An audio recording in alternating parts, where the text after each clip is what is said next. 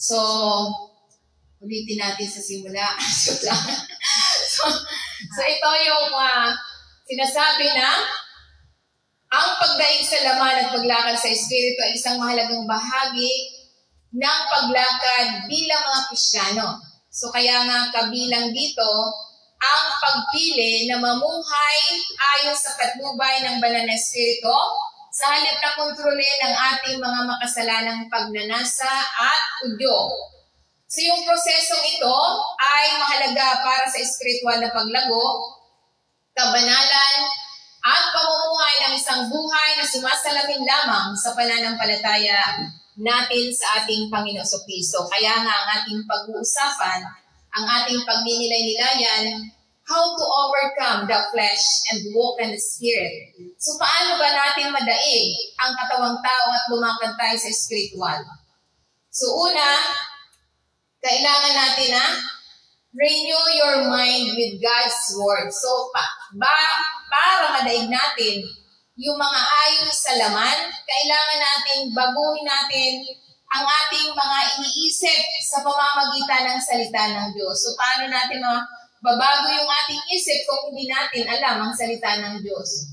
So, kaya nga mahalaga na ito yung nagsisimula na labanan ng ating isip, ang pagpuno ng ating isipan ng banal na Espiritu or banal na kasulatan ay tumutulong sa atin na labanan ang tukso at iayon ang ating mga iniisip sa kalooban ng Diyos. So kung wala tayong napapakinggan or nababasa na salita ng Panginoon, so hindi natin mababago yung ating isipan. Kaya nga sinasabi niya na binabago niya tayo araw-araw kapag lagi tayo nagbabasa ng Biblia. Dahil nakokorek tayo sa ating mga ginagawa kapag tayo nagbabasa ng Biblia.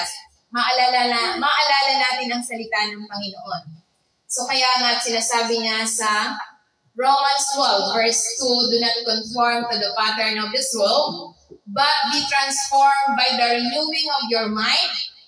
Then you will be able to test and approve what God's will is His good, pleasing, and perfect will. So, ibig sabihin, kailangan natin ano yung dapat natin gawin? Kailangan natin pagnilay-nilayan natin ang salita ng Diyos upang tayo mabago. Araw-araw, para mabago yung ating isipan, kailangan palitan ang ating mga negatibong kaisipan ng katotohanan ng salita ng Diyos. So kaya nga ito yung sinasabi na i-memorize natin ang salita ng Diyos dahil ito'y mahalaga para malabanan natin ang mga tukso, para malabanan natin yung gusto ng katawan natin, gusto ng laman. Sapagkat yung ating gusto ng laman, ito talaga yung ating nature nung tayo isinilang. Nung tayo isinilang, nakapartik tayo ng spirito ng laman. Spirito ni Adan. Dahil siya'y nagkasala, sumuway siya sa Diyos. Dahil dito, tayo may nature tayo ng makasalanang pamumuhay ayon sa laman. So, i-erase lang ito kapag tayo ay nagpasako sa Panginoon. Kaya nga, renew your mind with God's Word. So, ibig sabihin, araw-araw nating pakakainin. Ibig sabihin, araw-araw nating i-feed yung ating spiritual na pagkain, yung salita ng Panginoon. Kaya nga, tulad na lamang sa halimbawa ni Daniel, si Daniel, siya yung non-conforming lifestyle. So, ibig sabihin, hindi siya nakikiayos sa pamumuhay ng mga sanlibutan. So, ito yung halimbawa na nabago siya.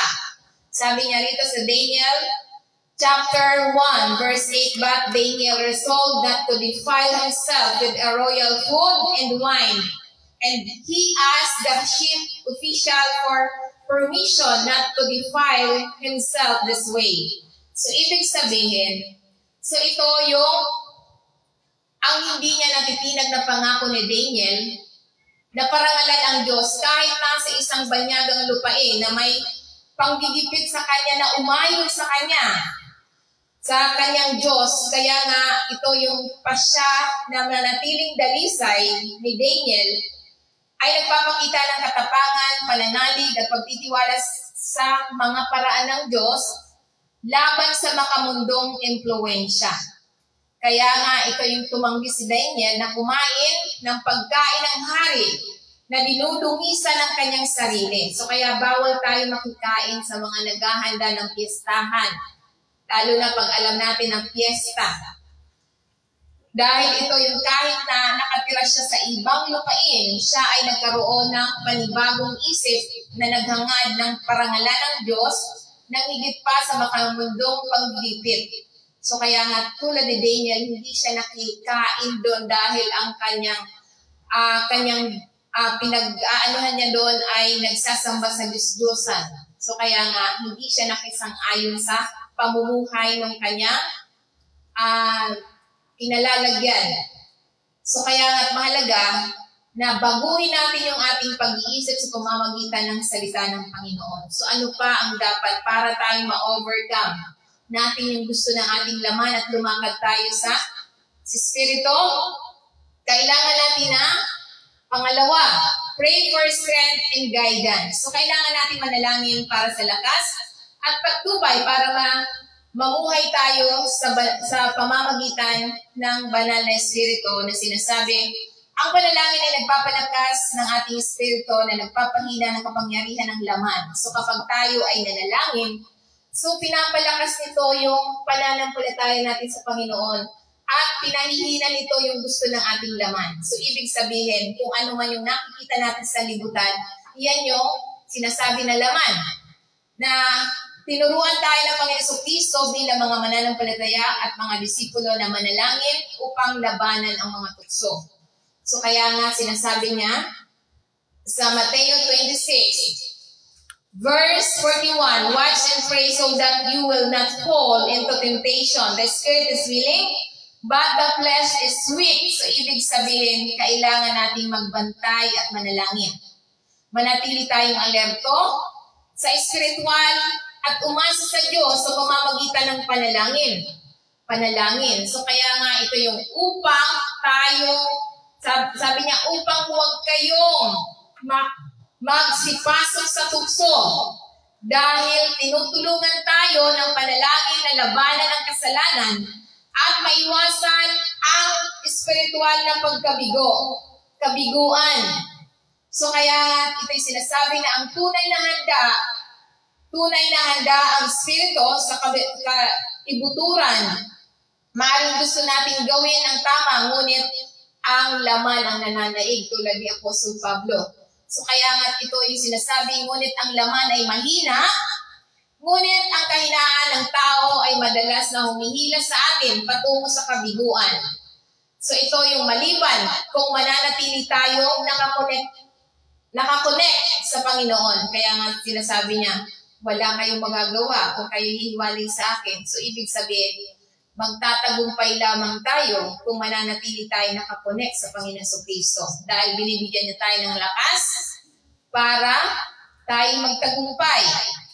So kaya nga ito yung sinasabi ng Panginoon Kristo sa kanyang mga disipulo at sa bawat mananampalataya, habang siya ay nasa matinding paghihirap, sila ay patuloy na nakatulog sa halip na manatiling gising upang alalayan ang Panginoon Kristo sa panalangin. So ano yung dapat natin gawin? Ano yung step na dapat natin gawin?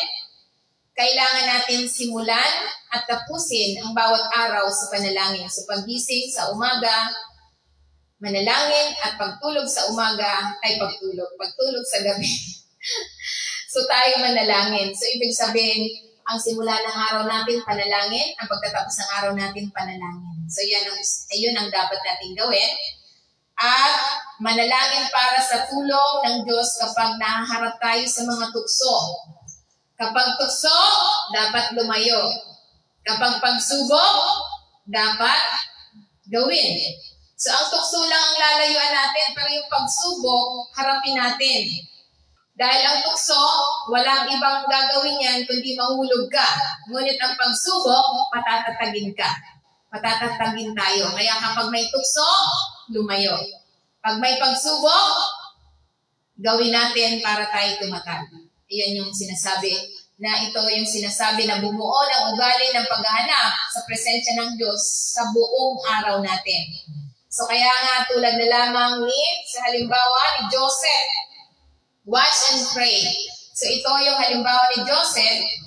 Sa banal na kasulatan, mababasa natin yan sa Genesis 39, verse 7.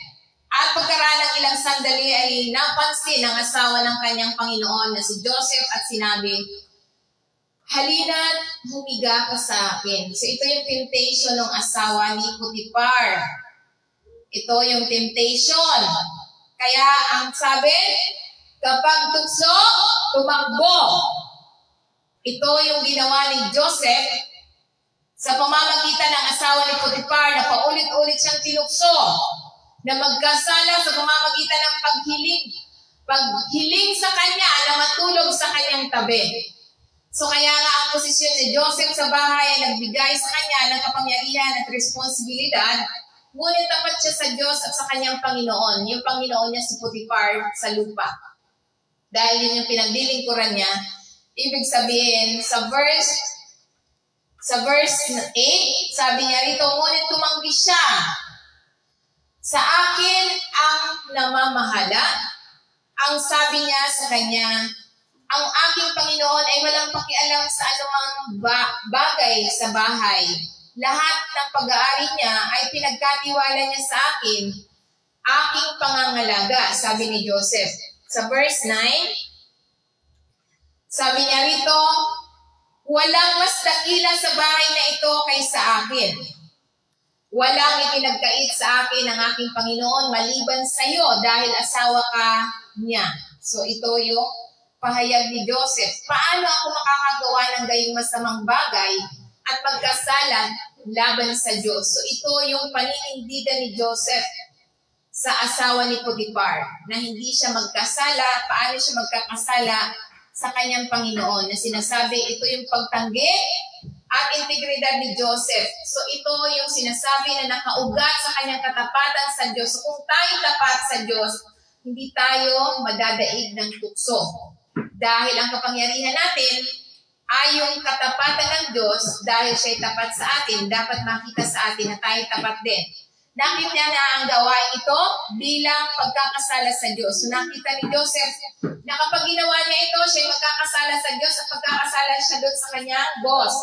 So kaya nga ito yung mahalagang mensahe na sinasabi na, sabi niya, pananagutan at idirya dahil ayaw niyang ipinagkanulo ang tiwala ng Diyos. So sinasabi pa sa verse 10, sabi niya, at kahit kinausap niya si Joseph araw-araw, so kahit kinakausap ng asawa ni Potiphar, si Joseph, araw-araw, tumatanggi itong sumama sa kanya or makisama man lang. So, hindi siya nakikisama. So, kaya kapag tukso, lumayo. So, ito yung pagtsatsagaan sa tukso na sinasabi, sa kabila ng kanyang araw-araw na pag-akit ni Potiphar, na natiling determinado si Joseph, na ipinapakita nito ang kalagahan ng pare-parehong paglaban sa tukso. So, kaya nga ito yung pagtanggi ni Joseph na hindi isang beses na pagkilos, nagpakita siya ng patuloy na pangako sa paggalang sa Diyos sa lahat ng pagkakataon. So, kailangan sa lahat ng pagkakataon, nagpapakita tayo na hindi dapat tayo nagpapadala sa tukso. Sa verse 11, isang araw ay pumasok siya sa bahay upang gawin ang kanyang mga tungkulin at walang sinuman ang mga lingkod sa sambayang nasa loob. Sa verse 12, hinawakan niya siya sa kanyang balaban at sinabi, halika sa kama sa akin. Ngunit iniwanan niya ang kanyang balabal sa kanyang kamay at tumakbong palabas ng bahay. So ito yung ginawa ni Joseph noong naandyan na. So iniwan niya yung balabal ng babae at lumabas siya. So ito yung ibig sabihin na isang sandali ng matinding tukso na tumakas si Joseph mula sa kasalanan. So, ang tukso ay kasalanan, hindi ka maaaring manalo sa tukso dahil kasalanan. Walang ibang patutunguhan ang tukso kundi magkasala ka. Ngunit ang pagsubok, ito yung patatatagin ka. So kaya iba yung pagsubok at iba yung tukso. So ang tukso, walang iba tayong gagawin, kundi umalis, tumakas. So kaya nga, ito yung sinasabi na iniwan niya ang kanyang balabal na nagpapakita kung gaano natakasan ang sitwasyon sa halip na sumuko. So kapag sumuko ka, magkakasala ka. So iba ang pagsubok. Ang pagsubok, kailangan isuko mo sa Panginoon. So yung tukso, kailangan mong umalis dyan sa lugar na yan. So kaya nga, ito yung pagkakataon na pagtakbo mula sa tukso ay isang makapangyarihang depensa kapag tayo tumakbo. Kaya nga, di ba, sinabi ng Panginoon, walang pagsubok na hindi natin makakayanan o mga tukso. So kaya nga, ano ang dapat natin gawin sa ating buhay? So kailangan natin na labanan ang mga temptation, mga tukso, labanan natin. Tulad ni Joseph, kailangan nating manindigan at tumanggi na sumuko sa mga tukso na iwasan natin na tumakbo tayo sa mga tukso, lalong-lalo na kapag may kinalaman ito sa kasalanan laban sa Diyos at sa mga tao. So kaya nga, ano pa ang dapat nating gawin sa ating buhay? Parangalan natin ang Diyos higit sa lahat. Ang ating katapatan sa Diyos ay dapat mas malakas kaysa anumang pagnanais para sa pansariling pakinabang o panandaliang kasayahan. Kaya nga, kung ginawa yun ni Joseph, sandaling ligaya, matagal magdusa, so hindi siya magiging pinuno ng Ehipto kapag ganun ang ginawa niya na hindi siya tumakas sa tukso. Kung hindi siya tumakas, hindi siya yung magiging tagapamahala ng Ehipto, ng mga kayamanan ng kanyang Panginoon. So kaya nga, ito yung tumakas sa kasalanan. Kung minsan, ang pinakamahusay na pagpilian, ang tumakas sa mga sitwasyon na maaaring humantong sa atin sa kasalanan. So kaya kapag alam natin, nahahantong sa kasalanan, tumakas tayo. Amen? So kaya nga dahil dito, ito yung mga pagpapala ng Diyos dahil sa pagsunod ni Joseph. Yung katapatan ni Joseph ay kalaunan ay umantong sa pabor at pagtataguyod ng Diyos sa Kanya. Kaya nga, ito yung halagang mensahe. Tulad ni Joseph, hinahamon tayo na manindigan ng matatag sa kabutihan, lalo na kapag naharap tayo sa mahirap at paulit-ulit na tukso tulad ni Joseph. So manindigan tayo sa ating pananampalataya sa Panginoon. Amen? So ano pa ang dapat natin para tayo ma-overcome natin yung laman at mamuhay tayo sa spiritual? Kailangan natin na pangatlo, walk in the Spirit daily. So kailangan natin na lumakad sa Espiritu araw-araw. So ang paglakad sa Espiritu ay nangangahulugan ng pagpapahintulot sa banal na Espiritu na gabayan ang ating mga iniisip, mga kilos at mga desisyon. So ito yung paglakad sa walk in the Spirit araw-araw. So ibig sabihin, tayo nagpapasakop na sinasabi sa banal na kasulatan na tayo gagabayan ng ating iniisip, mga desisyon at pagkilos, pagpipilian. So ano yung sinasabi sa Galatians 5 verse 16? So I say, walk in the Spirit, by the Spirit, and you will not gratify the desire of the flesh. So, ibig sabihin, walking in the Spirit, ibig sabihin, mamuhay tayo araw-araw sa ilalim ng impluensya, patnubay, at kapangyarihan ng banal na Espiritu. Dahil sinasabi niya, huwag nating tutuparin ang mga sasamang kita ng laman kapag ang Espiritu ang namumuno sa ating mga sinasabi dito, kapag ang Espiritu ng namumuno, ang makasalanang pagnanasa ay hindi mangingibabaw sa ating buhay. So, hindi dapat mangibabaw sa atin yung pamumuhay ng makasalanang pagnanasa. Kaya ano ang dapat natin gawin para maisabuhay natin walk in the Spirit daily? So, kailangan natin isuko natin. Isuko, unang step na gagawin natin. Isuko natin ang ating kalooban sa Diyos araw-araw. Ano man ang desisyon natin, kailangan nating isuko sa Kanya. So, sinasabi dito, maging sensitive sa patnubay ng banal na Espiritu.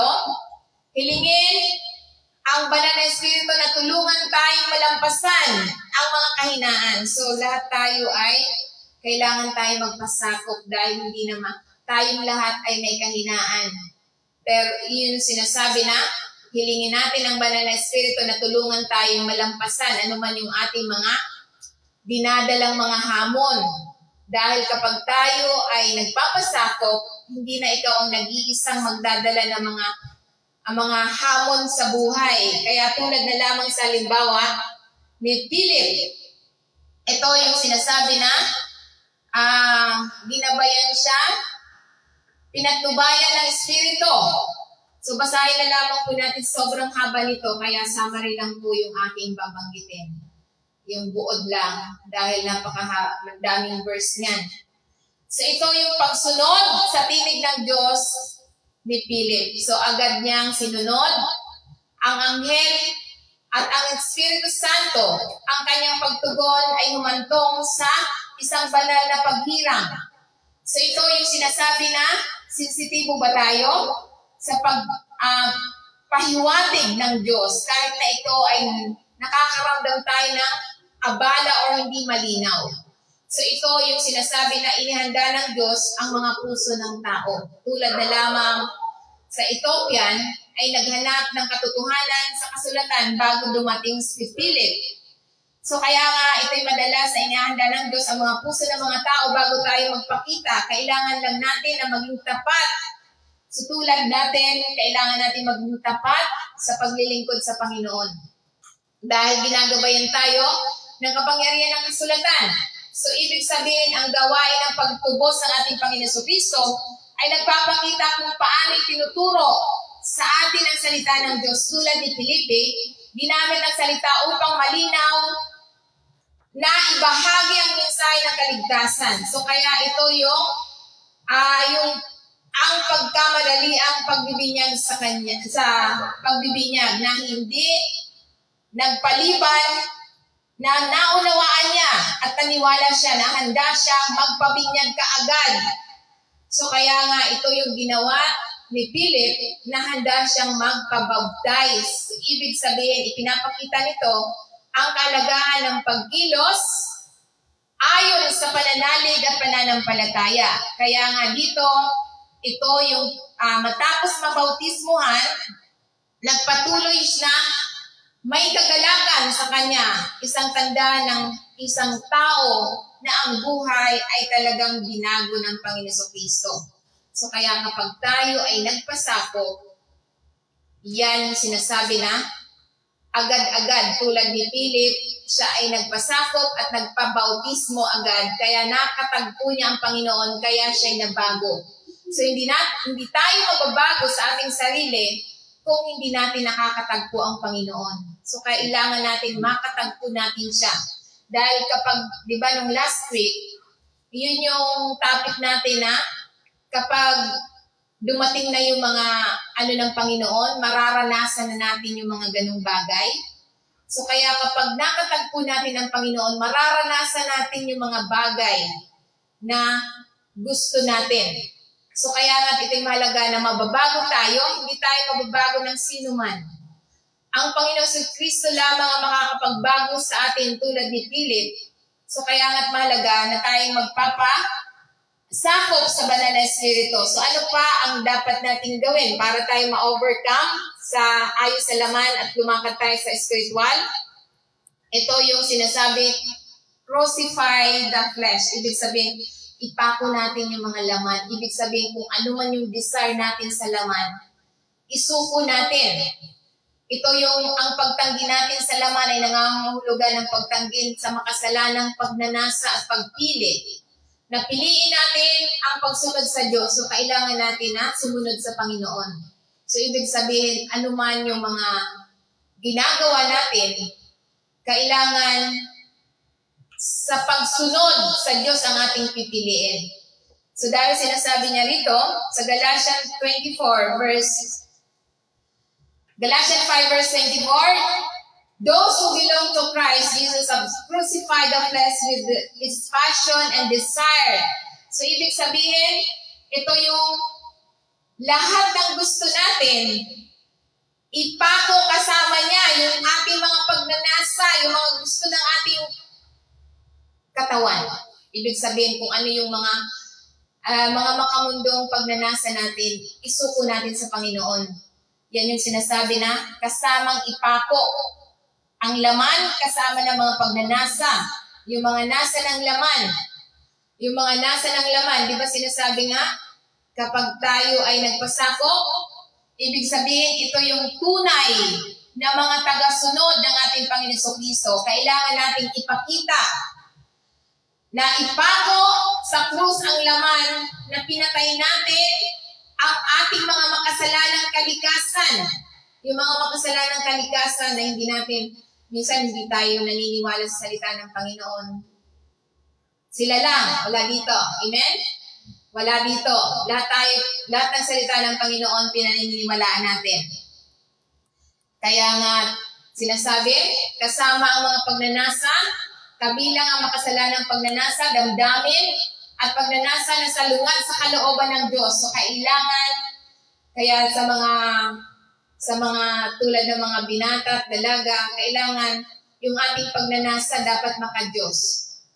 At dapat yung ating kapartner, kung tayo naghahanap ng kapartner, dapat maka-Diyos.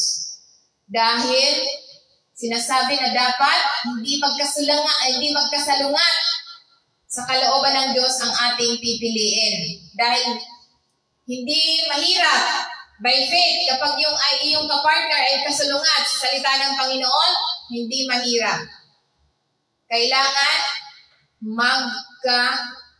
magkatugma, angkop, suitable ang dapat piliin natin na hinahanap ang kalooban ng Diyos kaysa yung makamundong desire. Ano ba yung makamundong desire? Yung makamundong desire, gusto ko ng ganito. Kailangan magtrabaho ako ng 24 hours para makamtan ko to. So wala namang nangyari. So kaya nga, sinasampol ko na yung sarili ko nung ako'y lahat na ng ginagawa ko na ang lahat para umunlad. Pero hindi, wala talaga.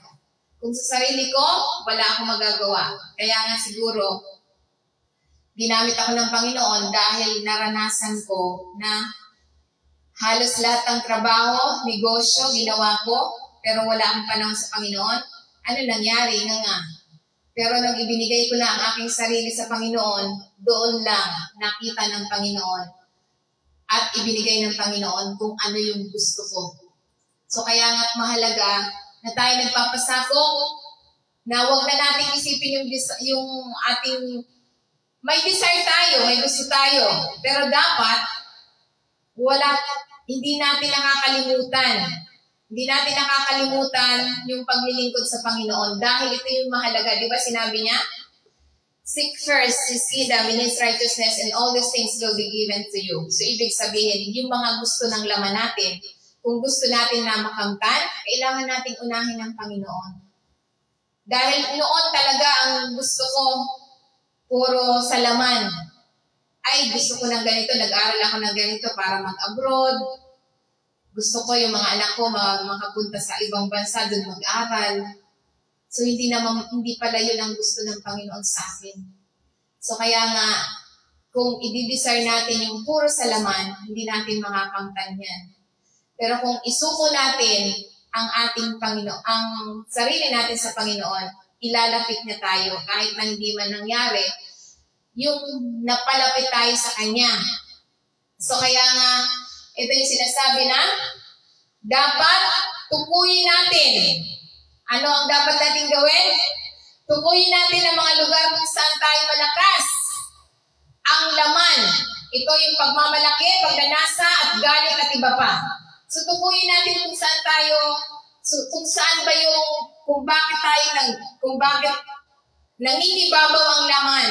Nangingibabaw yung galit, pagmamalaki, pagnanasa, at iba pa. Iyan yung gawain ng laman.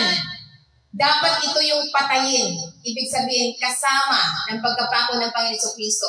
Patayin natin sa ating sarili. Dapat aminin natin at pagsisihan ang mga makasalanang gawain ito. Yung lagi na lamang tayo nagmamalaki, lagi na lang tayo nagnanasa na hindi na tayo, kumbaga okay lang na sinasabi sa Biblia. Ito yung mga, kaya nga di ba nakita niyo yung ginagawa, yung may ginagawa ako ngayon, sumasayaw ako. Ayun yung mga tao na walang Diyos. Kung basahin niyo yung mga palatandaan doon, sasayaw-sayaw akong ganyan. Yung mga palatandaan doon, ayun yung mga ginagawa ng laman. Wala silang Diyos. So kaya nga, ito yung sinasabi na patayin natin na isama ang ating mga pagnanasa sa laman kasama ng pagkapako ng Panginoon Kristo. Palitan natin ang mga makasalanang pag-uugali ng makadiyos na pagkilos. So yan ang sinasabi, kulang pa yon. Mayroon pa ako mga i-upload kasi maraming uri ng mga taong walang Diyos na pinapahalagahan nila ang laman. So kaya nga, ano pa lang yun, 5 pa lang yun, may 3 pa akong i-upload. so kaya nga, basahin niyo po yung content na yun. Iyon po yung mga tao na walang mga Diyos, pinapahalagahan nila ang laman. So, yan yung sinasabi na dapat lalo na kapag may mga relasyon, kapag yung relasyon nyo ay nilalayo kayo sa Diyos, ibig sabihin 100% hindi yan para sa Diyos. Yung taong yan ay kampo ni Satanas. Yan ang nasa Biblia. Hindi ako nagsabi niyan. Kaya wag po tayo magagalit. Wala namang magagalit dito, amen? Dahil wala namang kampo ni Satanas dito, wala. So kaya nga, kapag ganyan yung ating mga behavior ng mga taong bilong sa mga ganon na nabubuhay sa laman, ibig sabihin, hindi sila anak ng Diyos. So kaya nga, palitan ang makasalanang pag-uugali na makadiyos na pagkilos. Kaya tulad na lamang sa halimbawa ni Apostle Pablo, crucified life. So ibig sabihin, sabi ni Pablo, ako ay napako sa krus kasama ni Kristo. Hindi lamang ito, ipinangaral ni Apostol Pablo na isabuhay niya ito. So, ibinigay niya ang kanyang dating buhay at ang nanais na sumunod sa ating Panginoon Kristo ng lubusan anuman ang halaga. So, kaya nga sinasabi niya sa Galatians chapter 20, Galatians 2 verse 20, I have been crucified with Christ and I no longer live, but Christ lives in me. The life I now live in the body, I live by faith in the Son of God, who loved me and gave Himself for me. So, iyan yung sabi ni Apostle Pablo. So, kaya nga, ito yung sinasabi niya na, sinasabi sa banal na kasulatan na ito'y pagpapahayag ng pagbabagong nagaganap sa pamamagitan ng pananampalataya niya sa Panginoon Kristo. Na ito yung deklarasyon ng pagsuko kung saan ang lumang pagkatao niya ay pinatay niya ang lumang niyang pagkatao. Dahil ang pagkatao nito noon, siya yung manguusig sa mga Kristiyano na sumasampalataya sa Panginoon Kristo. Ngunit nang makatagpo niya ang Panginoon Kristo, siya ay nabuhay na, pinatay niya yung dati niyang ginagawang makasalanang gawain. At ito yung isang bagong buhay ay magsisimula ng ganap na umasa lamang siya at binigyan siya ng kapangyarihan ng Panginoon Kristo. Kaya ito yung patotoo na kapag tayo ay nakatagpo natin ng Panginoon Kristo, anuman ang kasalanan natin, tayo magbabago. Amen? Walang ibang makakapagbago sa atin. Hindi makakapagbago sa atin ang ating kapitbahay, ang ating asawa, ang ating mga anak. Hindi makakapagbago dyan. Hindi siya makakapagbago. Makakapagbago lang kapag nakatagpo natin ang Panginoon Kristo. Sumunod tayo sa Kanya, magpasakot tayo sa Kanya, isuko natin ang ating sarili sa Kanya. So lahat tayo mababago. Amen? So kaya nga mababago tayo. Dahil ito yung sinasabi sa Biblia. Ano pa ang dapat nating gawin para ma-overcome natin yung ayon sa laman at lumakad tayo by the Spirit? Kailangan natin stay connected to the other believers. So sabi dito, ang pagiging malapit sa mga malalakas na Kristiyano ay naghihikayat sa atin na manatili sa tamang landas. So kaya nga, huwag tayong pabago-bago. May isa dyan na hindi na maintindihan kung saan sasamba. Ang dami-daming pinupuntahan. So kaya nga, ang pakikisama ay nagbibigay ng pananagutan at spiritual na lakas. So kailangan, mayroon tayong paninindigan. Parang asawa lang yan, hindi ka pwedeng palipat-lipat. Pag ginusto mo ngayon, doon ka pupunta. Pag ginusto mo sa isang araw, doon ka pupunta. Hindi ganyan. Dapat connected tayo sa isang pananampalataya. Amen? Amen. Kaya sinasabi dito, sa Proverbs 27 verse 17, kung paano ang bakal ay nagpapatalas sa bakal, gayon din ang isang tao ay nagpapatalas sa iba. So ito yung bakal na nagpapatalas ng bakal kung paano ang mga talim ay ng bakal ay nagpapatalas sa isa't isa sa pamamagitan ng pakikipag-ugnayan natin sa mga kapwa mananampalataya. Ang mga tao ay nagpapabuti sa isa't isa sa pamamagitan ng pakikipag-ugnayan, pangihikayat at pananagutan. So kailangan gayon din ang isang tao, ito'y nagpapatalas ng mukha ng kanyang kaibigan. So ang tunay na pakikipagkaibigan ay nagtatayo ng pagkatao, nagdudulot ng karunungan. So kaya kapag ang kaibigan nyo nagtuturo ng karunungan mula sa Diyos, tunay na kaibigan yan. At nagpapatibay ng lakad ng isang tao sa buhay at pananampalataya. So ano ang dapat natin gawin? Para lagi tayong manatili sa nakakonect sa mga kapwa mananampalataya, kailangan natin sumali sa isang Bible study or prayer group. So kaya tayo, starting this week, next week, sa Monday, so sino yung gustong magpa-Bible study? So kailangan nating additional na gagawin. Hindi mawawala yung online natin. Okay lang ba yun sa inyo? Kailangan natin para yung mga kapitbahay or mga asawa, yung asawa na hindi nakakapunta dito, mabahaginan sila.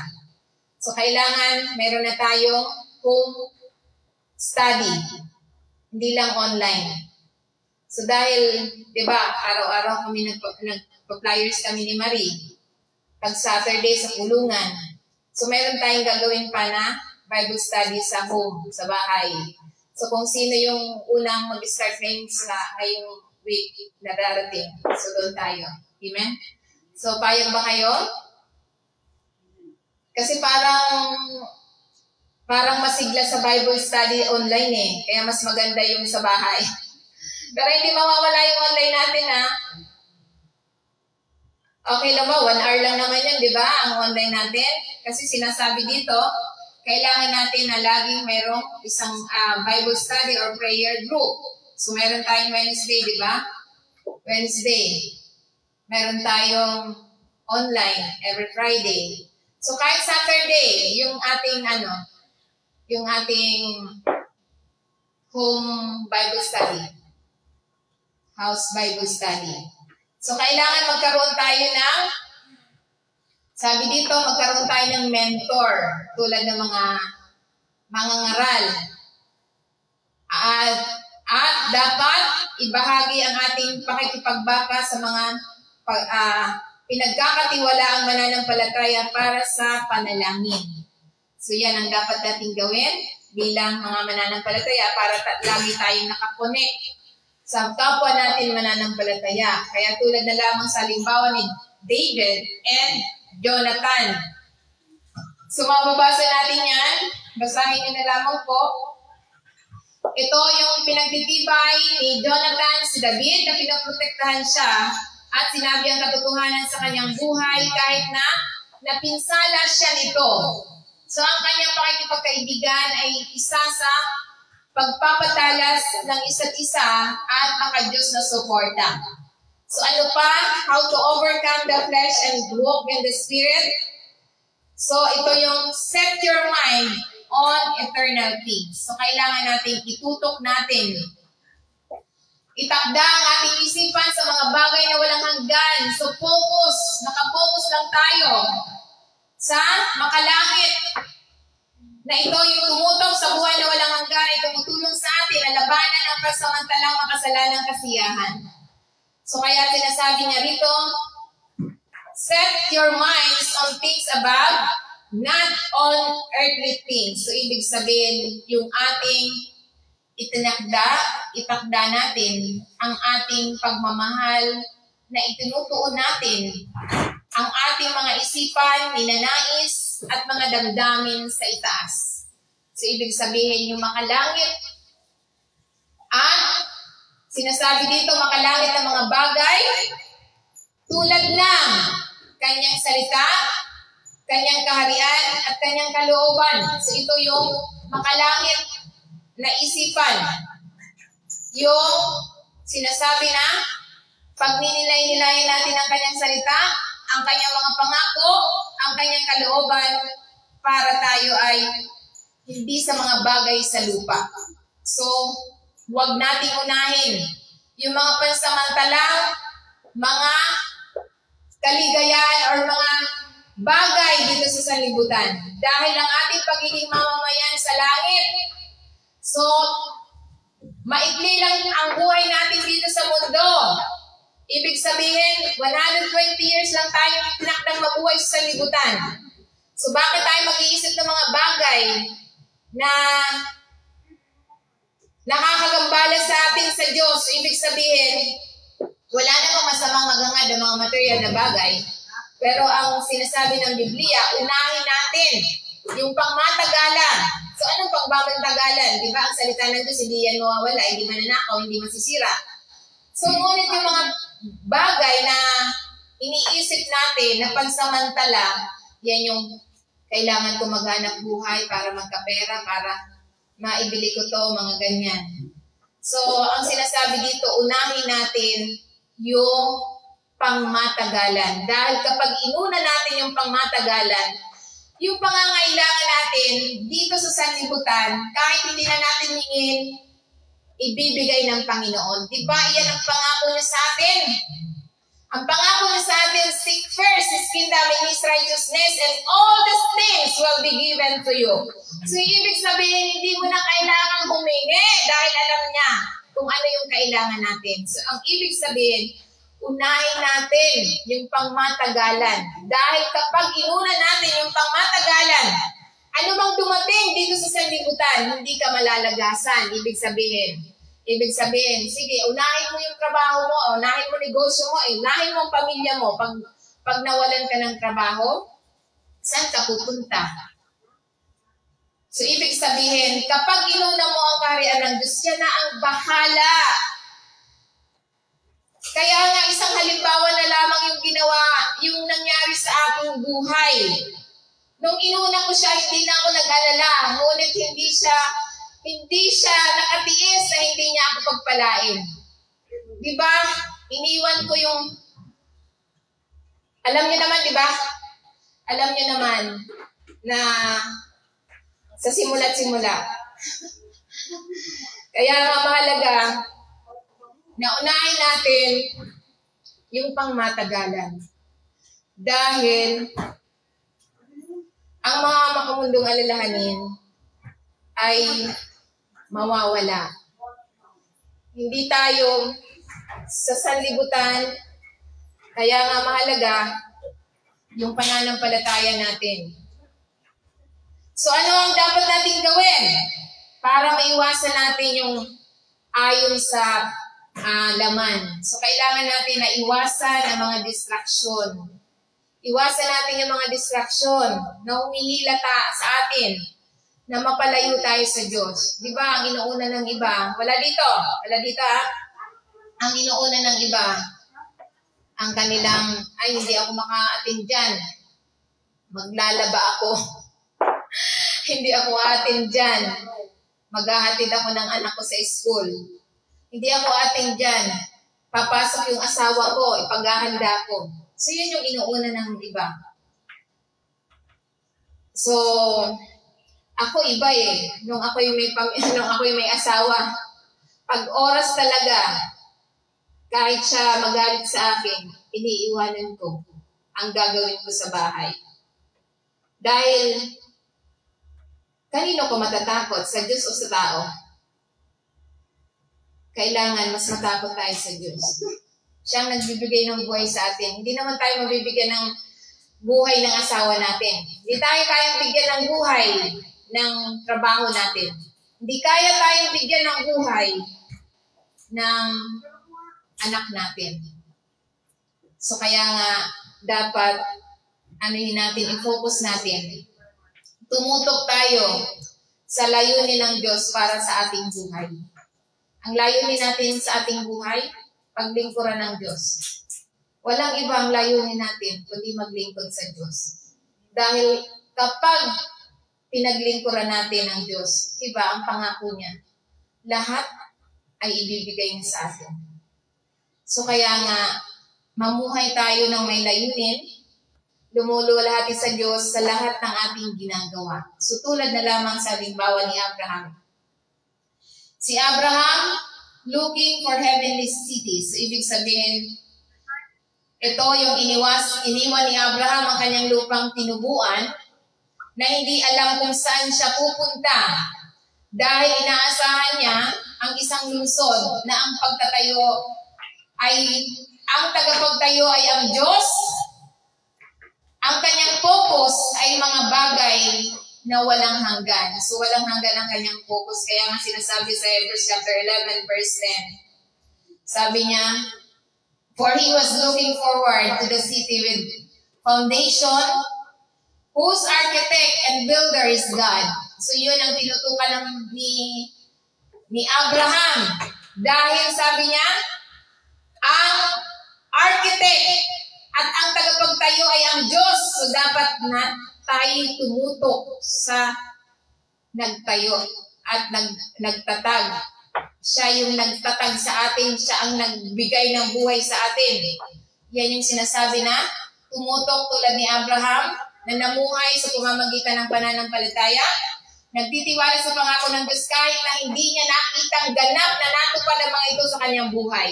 So kahit hindi natin nakikita, siya ay tumitingin sa kabila ng mga bagay sa lupa tungo sa isang kalangit na lungsod, isang permanenteng walang hanggang tahanan na itinayo mismo ng Diyos. So kaya nga ito'y nagpapaalala sa atin na mamuhay ng may makalangit na pananaw, nagtitiwala sa Diyos kahit na hindi natin ito nakikita. So magtiwala tayo. Amen? So ano pa ang sinasabi? Pang-pito, victory through our Lord Jesus Christ. So tayo nagtagumpay na sa pamamagitan ng Panginoon Kristo. Amen? So ang tagumpay laban sa laman ay dumarating sa pamamagitan lamang ng Panginoon Kristo. Dinaig ng Panginoon Kristo ang kasalanan at tayo mismo binigyan tayo ng lakas na gawin din ito.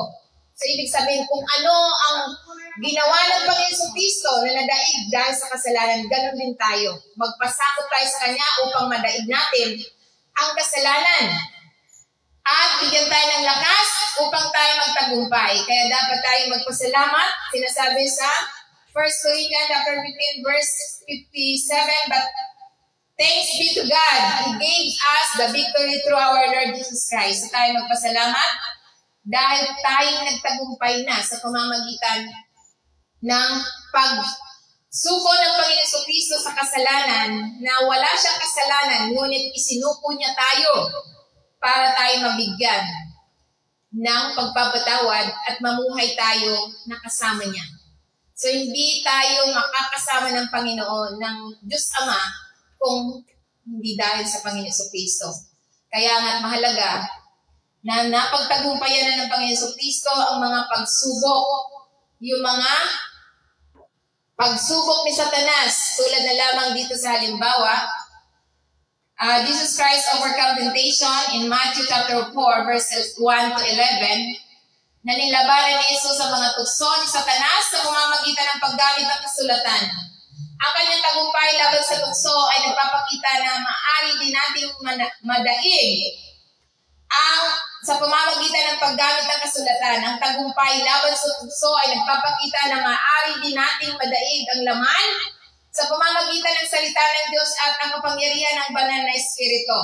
So kaya nga sinasabi niya sa Mateo 4 verse 1, ito yung ang Panginoon Kristo ay dinala sa ilang upang tuksoin ng dyablo, ni Satanas.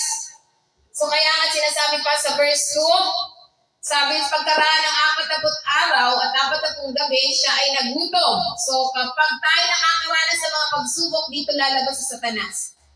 Tulad ng Panginoon Kristo, dahil siya nakaranas ng mga tagutom, dahil siya nag-ayuno ng 40 days and 40 nights, doon lumabas si Satanas upang tuksoin siya. Kaya kapag tayo nakakaranas ng mga pagsubok, diyan lalabas si Satanas para gambalain tayo sila. Yan yung sinasabi, na lumapit sa kanya ang manunukso at nagsabi, kung ikaw ang anak ng Diyos, sabihin mo, maging tinapay ang batong ito. So yan ang tukso ni Satanas. So sabi niya rito, at sinabi pa sa verse 4, ito yung sagot ng Panginoon Kristo. Jesus answered, it is written, man shall not live on bread alone. So ibig sabihin, but on every word that comes from the mouth of God. So ito yung sagot ng Panginoon Kristo. So kaya kapag tayo ay nasusubok, natutukso, yan yung ating sagot.